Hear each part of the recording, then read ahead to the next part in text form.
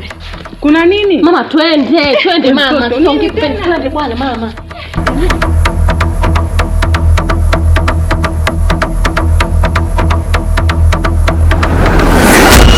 Mwanafunzi wa vituko, kijiji kimenyamaza anapopita barabarani, vumbi linamfuata. Mbona siwaelewi? Vipi nyinyi? Siri zimejificha. Hebu ni mimi sio mkomboga.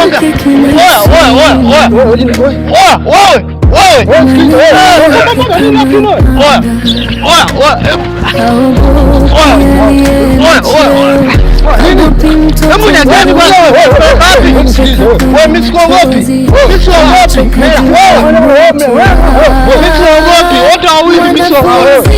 Unanipeleka wapi sasa? Twende nyumbani. Je, vipi?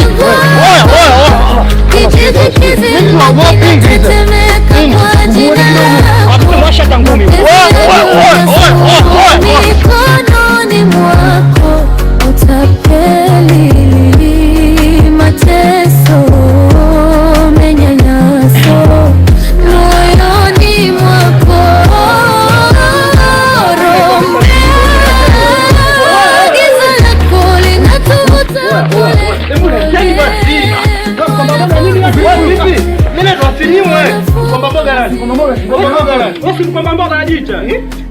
Vipi hao? Sasa mbona kalisahau?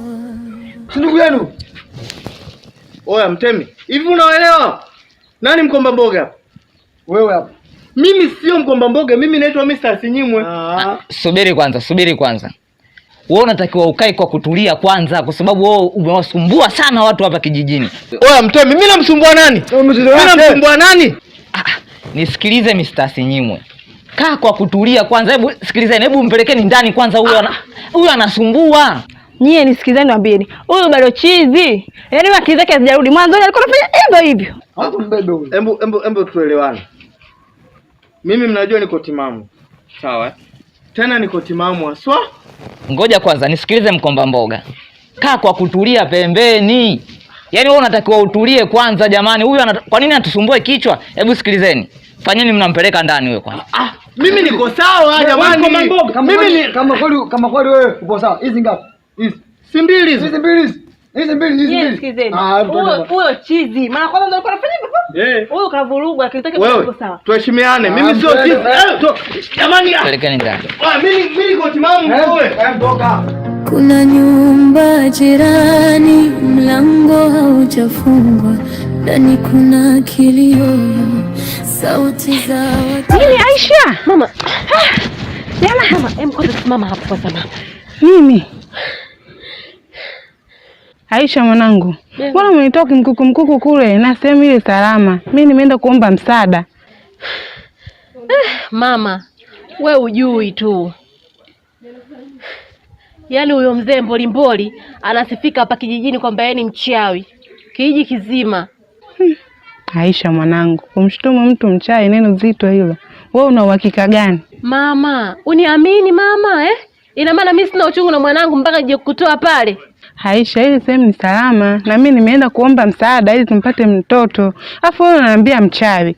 Neno baya hilo kumwambia mwenzako mchawi. Mama niamini, yule hawezi kukusaidia chochote. Niamini mimi mama yangu, naomba uniamini. Yule mzee ni mchawi mama. Haya sawa.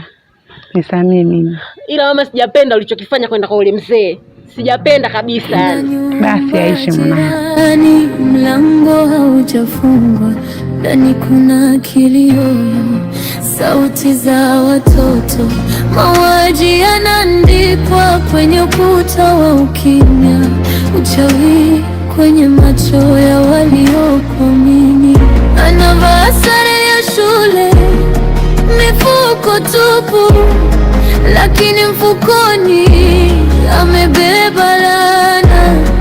Anawaongoza wenzake gizani, anawafundisha kuumia.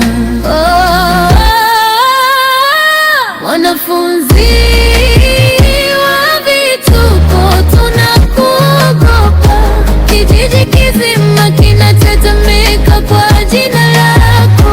Mapenzi nageuka sumu mikononi mwako. Utapeli, mateso, manyanyaso moyoni mwako. Roho mbaya, giza lako linatuvuta pole pole. Mwanafunzi, nani atakuokoa? Ndugu yangu Karoli, mbona umeadimika sana katika hichi kijiji na una miezi kama 2 hivi huonekani? Kwani kuna shida gani? Nilikuwa huko kijiji cha pili huko kwa ajili ya kuhangaikia tatizo lile lile linalonisumbua mimi na mke wangu. Tatizo gani hilo? Ina maana unataka kuniambia hujui kuwa mke wangu anasumbuliwa na tatizo la kutokupata ujauzito? Kumbe bado linamsumbua? Bado sana. Na sijui kama litaisha. Maana nishahangaika na kuhangaika. Hivi sasa nakaribia kukata tamaa. Poleni. Kwa sasa mmefanya mwafaka gani mpaka sasa hivi? Jitihada nilizofikia sasa hivi, wakati nipo kijiji cha pili huko, kuna simu niliipata kutoka katika kijiji hiki. Nikaambiwa kuwa kijiji hiki kuna mtaalamu anaitwa Mbolimboli. Mbolimboli? Hiyo Mbolimboli. Unaanza kumpeka mkeo kwa Mbolimboli? Kwani kuna nini dadangu? Kwa sababu hivi sasa tunavyoongea mimi na wewe ni mtu wa pili sasa. Kuna mtu nimepishana naye kule njiani. Nikawa na mazungumzo naye kidogo. Wakati naongea naye nikalitaja jina la Mbolimboli. Naye kashituka kama ulivyoshtuka wewe. Sasa kuna nini kilichojificha hapo katikati? Naombeni mniambie. Nisije nikajikuta naongeza matatizo nikijua huku naenda kutatua matatizo. Niambie. Hamna Karoli. Mbolimboli hana shida yoyote. Ila tu ndo nimeshtuka kwa sababu ile jina limekaa kiajabu ajabu na ndio maana nimeshtuka. Ila hana hata shida yoyote. Lakini sio kwa mshtuko huo. Yaani kushtuka huko maana yake inaonekana kuna jambo na ulifahamu. Na hilo jambo litakuwa sio zuri. Mimi nilikuwa nakuomba tu niambie. Ili kama kuna shida yoyote niweze kumfuata mke wangu nimtoe kule nimrudishe katika usalama. Hamna Karoli. Mimi nimeshtuka tu, ila Mbolimboli ni mtaalamu mkubwa sana kwenye hichi kijiji. Na kama umejiongeza kumpeleka huko, basi naamini tatizo lenu litaisha. Kweli? Basi sawa. Hivi hata hivi tunavyoongea nilimwacha kule. Umemwacha kwa Mbolimboli? Ndiyo, nilimwacha kwa Mbolimboli. Na nilikuwa nimetoka kidogo kwa dharura. Ila sasa inabidi tunavyoongea nikitoka hapa niende kule nikamwangalie. Basi sawa, hamna shida. Mimi nilikuwa naenda huku. Basi sawa. Naweza kuonana baadaye. Sawa, hamna shida.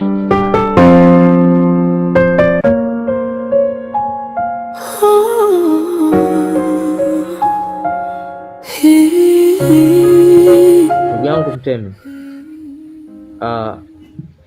Naomba nikwambia kwamba naozungumza hapa ni mimi mwenyewe Mr. Senyimwe. Sio yule wa mwanzo. Na ili kukuhakishia hilo ambalo nalokuambia, mimi na wewe tulikaa na wana kijiji, sisi tukachaguliwa twende kwa mganga. Uongo kweli? Ni kweli. Na baada ya kupunzika sehemu, Mbolimboli alitutokea. Uongo kweli?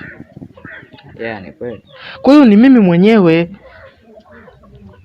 Baada ya kutoka pale, kiukweli mimi sikujielewa. Lakini leo wakati napita, cha ajabu nashangaa ufahamu wangu umerudi. Kwa hiyo nashangaa nilivyokutana nao, wamenikamata, wamenifunga kamba na wamenileta hapa. Wakiwa wanajua labda mimi sijitambui. Mimi na akili zangu timamu. Na niko sawa kabisa. Mr. Senyimwe. Ulichokizungumza uko sahihi sana. Watu kukuamini ni ngumu. Lakini kwa hichi ulichokisema na kunikumbusha vitu vya nyuma, mimi ndo nafahamu kwamba wewe ni Mr. Senyimwe na sio mkomba mboga. Kwa hiyo watu mpaka waje wakuamini. Kiukweli kamba hii inauma. na jinsi walivyonitutatuta kunishika na kunifunga kamba mpaka wananileta hapa. Nimebishana nao sana njiani na kamba wamenifunga kwa nguvu. Kwa hiyo mimi nashukuru wewe ndo takuwa mtu ambayo wakuwa balozi wangu wa kueleza wengine wakanielewa kwamba ni mimi mwenyewe Mr. Senyimwe OG. Toa shaka Mr. Senyimwe, kila kitu kitakaa sawa na nitawaeleza na nitawaeleza, naamini watanisikiliza na wataelewa. Kwa hiyo nakufungua ili uwe huru na upate amani, kwa sababu nikikuacha hivyo utapata vidonda. Naomba nikufungue.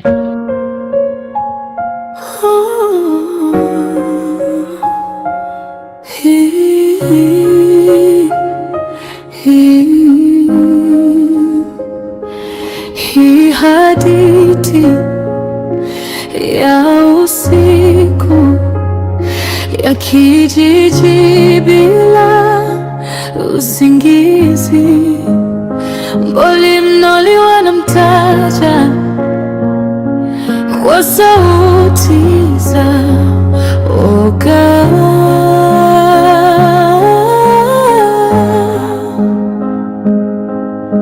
Mwanafunzi daftari mkononi, lakini macho kama kivuli, anapita darasani kimya.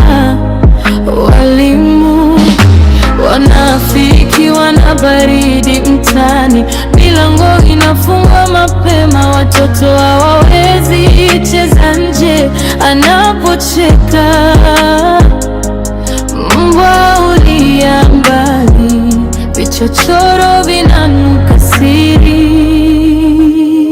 Mboli mnoli mshawi, wamekupa jina, umeteka roho za wengi. Hofu imetanda kama moshi hewani, hakuna amani, mioyo imegandia. Marafiki wanageuka madui, vita ya macho na maneno, mapenzi yanachomeka taratibu. Azumba, ile swala niambia la kumrudisha mama nyumbani nimefanikiwa vizuri, na jambo letu linaenda kukamilika, ila kuna kitu nataka nikwambie. Nataka nikuulize swali hili moja. Je, unakaba? Jambo gani hilo? Yaani unaweza kukaza? Unaweza kuvumilia? Nitajitahidi. Sio utajitahidi, hii ni lazima. Mwanao amechukuliwa na mbolimboli. Mbolimboli? Ndio. Mbolimboli mwanangu amemkosea nini? Mbolimboli mwanangu amemkosea nini mpaka mtoe kafara? Nilikwambiaje? Nilikwambiaje? Mimi siwezi kukaza, kwa kuwa unaweza kukaza. Unaweza kukaza. Ni mbolimboli. Wewe. Nyamaza basi ili tuweze kujijenga.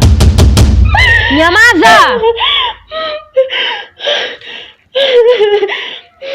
Nyamaza ili tuweze kufikiria tunafanya nini, ili tuweze kumwokoa mwanao. Kaza. Kaza kama ulivyokaza mwanzo. Sawa. Futa machozi yako. Pale nyumbani na kibaraka wa mbolimboli anaitwa Koloboi.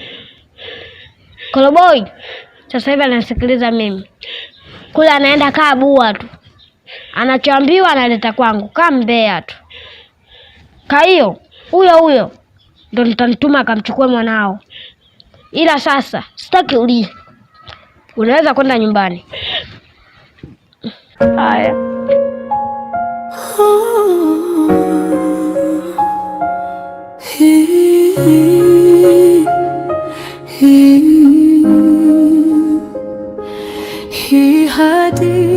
Rafiki yangu Jeni, ninasikia tu taarifa kwamba wewe unakaa kwa mbolimboli, umeenda kutibiwa.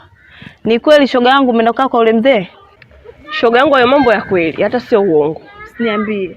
Yaani tena kweli kabisa. Upo dada? Yaani hamna kitu ambacho amekikosea hapo. Alikupita ndo humo. Upo shoga? Yaani mambo ni moto. Kama unavyojua mimi na shemeji yako tuna miaka hiyo 2 hatupati mtoto. Ndio. Dada nimekaa kila nikimshauri yule bwana hana lolote, hana chochote. Nikaona mimi ndo mwenye shida. Mimi ndo mwenye shida na mtoto. Sawa, yeye anaweza kafanya akazalisha sehemu yoyote. Mimi katika pitapita zangu nikakutana na udugu wangu ambaye nilikuwa nimesoma naye. Nikamwambia dada, sielewi. Miaka hiyo 2 mtoto sina, nafanyaje? Na mawifi kama unavyojua, wakianza unajaza choo, unamaliza ugali, unafanya hivi. Shoga akaniambia, shoga usijali. Kuna mzee anaitwa Mbolimboli. Shoga mimi ikabidi nirudi nyumbani nikamshauri shemeji yako. Na kama unavyomjua ukimwambia kitu, dada mbishi, hata ni kabila gani, sijui Msukuma, sijui Muhe, upo dada. Mama bembeleza, yule bwana ndo kukubali. Asubuhi sikuamka kwa mzee Mbolimboli.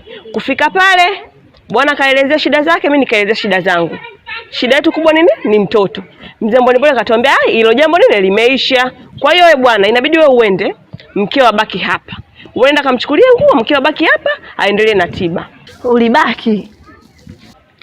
Nikabaki. Sasa ningefanyaje? Unadhani ningefanyaje? Mimi na shida na mtoto, na ukiangalia mume wangu anataka mtoto miaka 2 shoga yangu. Miaka 2. Kaka watu wanajituma kitandani lakini hamna hata cha maana kinachoeleweka. Ikabidi nibaki udugu wangu. Kwa yule bwana kwenda kule, mimi kubaki pale na dawa zikaanza. Lakini tangu nimeanza dawa shoga nina siku 3. Lakini ninapokuambia mambo ni hivi. Yaani ule mzee ni moto. Yaani hapo nakwambia hesabia siku hizo 2. Kama sijaanza kutema mate, sio mimi. Wewe. Kwanza kuniambia mumeo akakuacha pale, Mbolimboli akaana kutibia. Shoga yangu, usije ukamsaliti baba wa watu, yule anahangaika kwa ajili yako. Na ukae ukijua hayo matatizo kutokupata mtoto ni Mungu mwenyewe ndo anapanga. Shoga yangu hilo limeisha. Yaani hilo limeisha. Yaani ule mzee yupo lele. Yaani sio mganga, ni fundi. Yaani kwenye uganga kule kapitiliza. Yaani sasa hivi ni fundi. Yaani hapo nipo ikizo 2 tu. Majibu utayapata. Yaani wewe sio kazi. Ukiona shoga yangu unapita sehemu hata kupigwa mluzi upigiwi, pale ndo mwisho wa matatizo ndugu wangu. Sawa dada? Hapana. Basi sawa. Mimi nitakuangalia. Kama nikiona maendeleo, umefanikiwa kwa jambo lako, umeshika labda mtoto, na mimi nitamtafuta yule mzee kwenye mambo yangu ya kazi. Mwali wangu hilo limeisha. Kwa hilo limeisha. Yaani subiri matokeo, yaani dakika chache tu.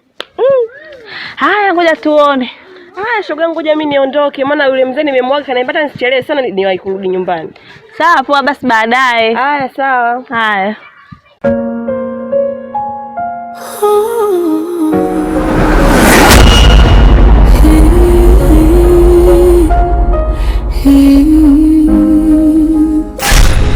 Hii hadithi ya usiku ya kijiji bila usingizi.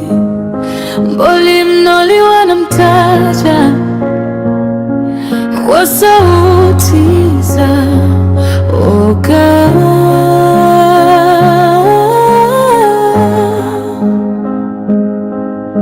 Mwanafunzi daftari mkononi, lakini macho kama kivuli, anapita darasani kimya. Walimu wanafiki, wana baridi mtani, milango inafungwa mapema, watoto hawawezi cheza nje. Anapocheka mbwa ulia mbali, vichochoro vinanuka siri.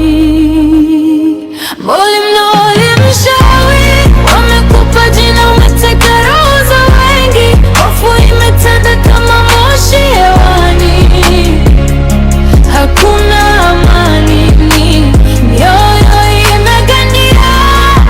Marafiki wanageuka madui, vita ya macho na maneno. Mapenzi yanachomeka taratibu, lakini kila mtu anakukimbia.